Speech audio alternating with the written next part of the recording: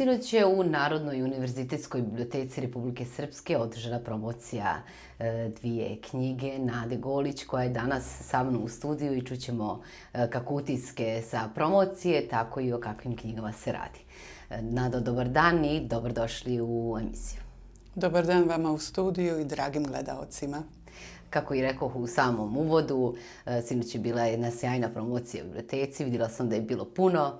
Eto, da za početak kažete vaše utiske i da kažemo nešto više o ovim knjigama. Da, sinoć je bila moja druga promocija po redu od ukupnih 7 koje sam planirala u mjesecu aprilu. Bila je Banja Luka, bilo je jako puno gostiju. Bilo je emotivno, lijepo. Vidjela sam neke ljude koje nisam vidjela 30 godina. Podsjetili su me na moje djetinjstvo. Čak jedan čovjek ispričao nešto pa smo se svi smijali i na kraju sam ja i zaplakala, što mi se nije desilo zadnjih ne znam nija koliko godina. Promocija je baš bila perfektna. Moje promotorke Aleksandra Čvorović i Ljiljana Mačkić to su uradili stvarno majstorski. Predstavili su moje dvije knjige. Radi se o romanu, ljubavnom romanu. Dnevnik moje majke i o zbirci pjesama Ogledalo moje duše. Pa Aleksandra je sinoć, ne znam po koji put već spomenula da je to jako poseban roman, sasvim drugačiji od svih dosad napisanih ljubavnih priča. Čak i spomenula da bi bilo lijepo da se napravi neki film po mojoj knjizi. A Ljiljana je stavila par pjesama u neki istorijski dio. Po njoj sam jako posebna. Ja sad želim samo da citiram šta su rekle moje promotorke, ne želim sama da se hvalim. Isto tako je rekla da je jako čudno što sam u stvari poeziju napisala tek kao svoju 4. knjigu. Obično književnici, autori kreću od poezije pa tek onda idu na prozu. Međutim, kod mene je to sve bilo nekako drugačije. Ja svoju prvu knjigu sam u stvari napisala roman, autobiografiju na holandskom jeziku. Pa poslije je došla druga knjiga Priče iz moje bašte sa istinitim pričama i jednim kraćim prevodom moje autobiografije na maternji jezik.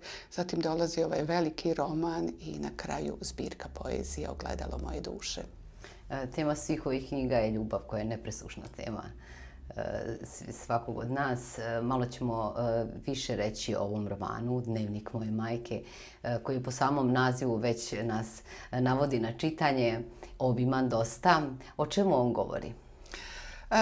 On govori o jednoj istinitoj priči, velikoj ljubavi. Velikoj u svakom pogledu, punom ljubavi, punom patnje, punom gorčine, punom grijeha.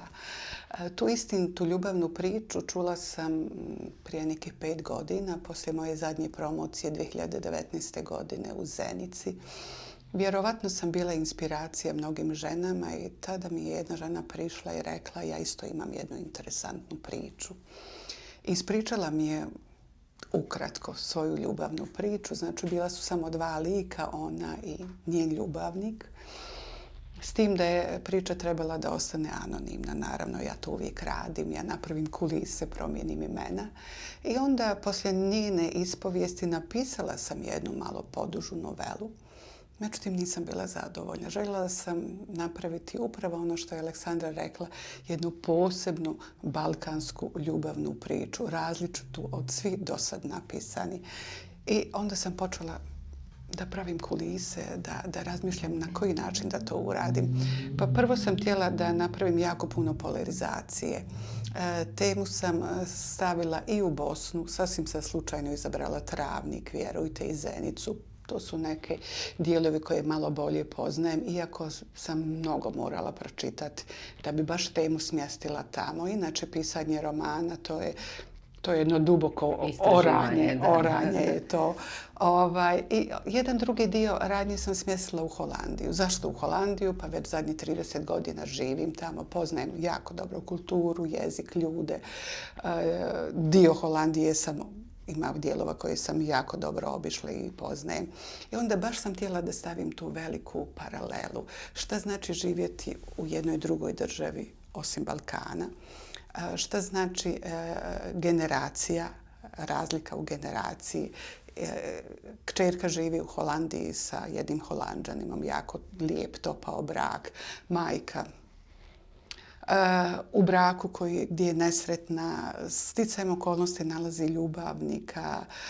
Kad umire, ostavlja kćerki dnevnik i kćerka na kraju dobija poslije sahrane tu jednu crvenu knjigu i uvijek joj kaže: divna, ovo je dnevnik tvoje majke. A ona onako skrhana od bola želi samo da nađe tu ljubav i ništa više, nikakvu tragediju. U dnevniku svoje majke u stvari i nalazi veliku ljubav, ali i ogromnu tragediju. Pa se roman i pita u stvari ko su naši roditelji, šta mi znamo o našim majkama, očevima, kakvi su oni bili. Možda smo cijeli život mislili da smo najvažnija osoba u njihovom životu, a na kraju se otkriva u stvari da to nismo bili ni mi kao djeca, ni naš otac kao njen muž, nego neki treći čovjek, neki Marko, njen ljubavnik. Zbog čega se odlučila na tako nešto? To stoji u romanu. Pokušala sam da napravim paralelu i u muškim likovima. Stvorila sam 3, mislim, jako interesantna muška lika, osim ženski. Na početku sam im dala isto obrazovanje, završili su fakultete. Znači, htjela sam da pokažem čitaocu da obrazovanje ne čini čovjeka, da ga najviše u stvari čini ono gdje je rastao, kakve je komplekse imao, kakav je odgoj imao, šta je uradila sredina sa nama kao ljudima. Pa tako da je jedan Jos, Holanđanin, čovjek koji razumije ženu, koju je poštuje, koji sve radi sa njom, otvorenog srca, otvorene duše. Ovaj majčin muž, Tihomir, čovjek isto obrazovan, ali pun nekih kompleksa, zatvoren, nema otvorene komunikacije sa svojom ženom. I prvi put kad nailazi na neki problem, on se povlači. I tu nastaje kuršlus.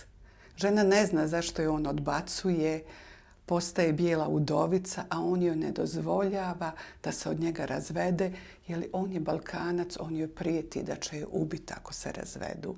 I na kraju njen ljubavnik Marko, isto jako obrazovan čovjek, gorštak, rastao na Vlašiću, borio se sa vukovima, bio siromašan, završio fakultet, došao do diplome, došao do nekog imena kao privrednik, ali pada na kraju u kandže bogataša. Novac ga je progutao, postao je dželat sam sebi, ali svojoj okolini. Znači, toliko sam napravila tih lijepih paralela i sinoć moja recenzentkinja Aleksandra kaže ono što me opčinilo u romanu nade. Svaki put kada sam pomislila kako će se neki dio glave završiti, ona me iznenadila. I nije nikad bilo onako kako sam ja zamišljala. Pogotovo kraj, kako je rekla. Pogotovo kraj, ni slučajno. Ona je baš rekla ovako. Ja sam razmišljala ili će biti zajedno ili neće. A Nada me je ponovo iznenadila. Kaže, to se nije jednom desilo u knjizi, to se desilo par puta. Pravo da vam kažem, ja sam to i željela. Jer i ja sam jako puno knjiga pročitala. Čitam inače od svoje 5. godine. 5,5 godina sam imala kad sam naučila čitati. To je nekad bilo posebno i nikad više nisam stala sa čitanjem. I kad sam pravila roman, na jedan poseban način sam uživala. Upravo u tome smišljajući kako svaki put da iznenadim čitaoca. I izgleda da mi je to uspjelo. Tako kažu oni koji su već pročitali, imali tu priliku i sreću da pročitaju. I već dok ste prepričavali ovo, ja sam već imala tu, ekranizovala sam u mislima i svako ko bi se moglo, priča mogla ekranizovati, bio bi jako interesantna. Sigurno. Osvrnut ćemo se i na knjigu poezije. Da. Poezija Ogledalo moje duše nije slučajno dobila takav naslov. Sve sam birala baš po nečemu što sam željela da prikažem publici. Zašto Ogledalo? Pa Dešava nam se jako često, osim što volimo da se pogledamo u gledalo i da vidimo kako fizički izgledamo. To se dešavalo čak i u bajkama Snježana i 7 patuljaka, kada je majka često maćeha pitala ogledalce koje je najljepši na svijetu. Stojimo mi često pred tim ogledalom, možda bez jedne riječi, ali se ispričamo. Ogledalo je jedan divan sugovornik nama. I treba da imamo takvog jednog sugovornika. Čitaoce sam htjela da uvedem prvenstveno u moju dušu, ali ne samo u moju dušu, nego u dušu svakog čitaoca koji će imati priliku da pročita moju poeziju. O čemu sam pisala? Pisala sam o svim mogućim emocijama koje čovjek može da ima. O ljubavi, o bolu, o patnji, o sreći, o prijateljstvu, čak i o ratu. O nekim bezazlenim macama koje su me probudile ujutro. Znači, ta poezija je počela u stvari nekako da izvire prije 4 godine. Nisam nikad namjeravala da pišem poeziju. Mislila sam da ja to čak i ne znam. Međutim, stihovi su počeli izlaziti i vjerovatno je jako puno pjesama, možda čak i najbolji, otišlo nezapisanih.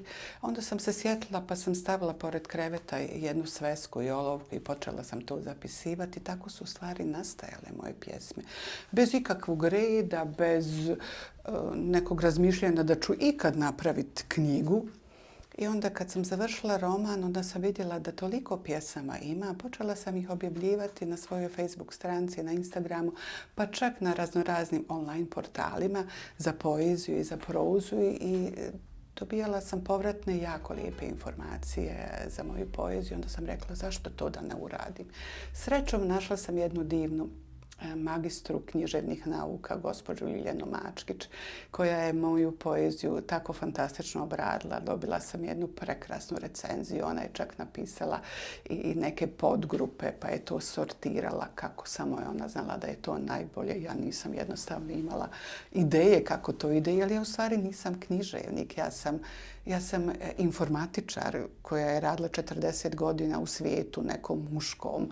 A eto, poezijom i književnošću počela sam da se bavim negdje prije 8 godina. Znači sve je za mene bilo novo, ali poezija izgleda dobro primljena i sinoć pročitala sam jednu divnu pjesmu, Lilja je pročitala 2. Znači poezija koja će dirnuti svakoga i svako može u stvari da zaviri u svoju dušu preko moje poezije. Pokušala sam da u ljudima ponovo probudim emocije. Koje su zaspale. Imam osjećaj da smo zaboravili da smo emotivna bića, da smo u stvari bića koja smo stvorena iz ljubavi i od ljubavi i da ćemo se na kraju vratiti samo čistoj ljubavi. Tu emociju sam pokušala da probudim kod ljudi. Prvo sam je probudila kod sebe, pa onda kod ljudi i tu empatiju. Vidjela sam isto da nam jako puno empatije nedostaje i kako Ljiljana kaže, bez obzira što su pjesme ponekad teške, svaka pjesma se završava sa velikim optimizmom i sa velikom nadom. Najvažnije. Što je najvažnije. Jer inače ja sam, pored toga što nosim to ime, nada, kao uvjerenje, optimista sam veliki u životu i mislim da treba se nadati i boljem i radosnijem i nikad ne treba izgubiti ni nadu ni optimizam u životu. Hvala što ste počeli da pišete i bilježite to, jer to će nam najviše i trebati. Najviše nam nedostaje empatije, ljubavi, nade nam svakako treba. Kada govorimo o ove 2 knjige, vaš put se ne završava u Banja Luci. Vi naime imate naredne promocije širom BiH, pa koji su gradovi u pitanju i kada da obavistimo naše gledalce. Da. Sljedeća promocija koja je planirana je Tuzla 15. aprila u biblioteci Tuzla u 6 sati uveče, u 18 sati. Zatim 17. aprila gostujem u svom rodnom gradu i to će biti isto velika radost. Strašno sam uzbuđena i radujem se susretu sa starim prijateljima, sa školskim drugarima, sa bivšim komšijama. Znači, Zenica je 17. april, isto tako biblioteka Zenica u 6 sati uveče. Zatim dolazi Sarajevo. Inače, u Sarajevu se održava sada od 18. ja mislim do 22. održava se mjeseci knjige. Znači, sajam knjige će biti u tom periodu i oni su me pozvali da držim promociju svoje knjige na tom sajmu. To će biti ja mislim, jedna od vrlo važnih promocija. Imat ću jako puno publike, doće svi izdavači tamo. Nadam se da ću uspostaviti neki kontakt. Poslije Sarajeva se ponovo vraćam u Banja Luku. Prvi put imam 2 promocije u Banja Luci, jako sam sretna. Ta druga promocija u Banja Luci održat će se 25. aprila u Etno kući Duga u 6 sati uveče i zadnja 7. promocija je planirana 29. aprila u Subotici. To će nekako biti na putu kad se budem vraćala kući za Holandiju. I vjerovatno će se proširiti dalje po Srbiji. Ne Nadam vjerujem da će se. ostati na Subotici. Nado, hvala vam mnogo na izdvojenom vremenu. Želim vam mnogo sreće u životu i u radu i naravno pratit ćemo vaše naredne promocije. Hvala Nedo i vama što ste me pozvali i dali mi prostor da se predstavim. Hvala vam, bilo mi je zadovoljstvo. Vas, dragi gledalci, pozivamo da dođete svakako na jednu od ovih promocija u vašem gradu.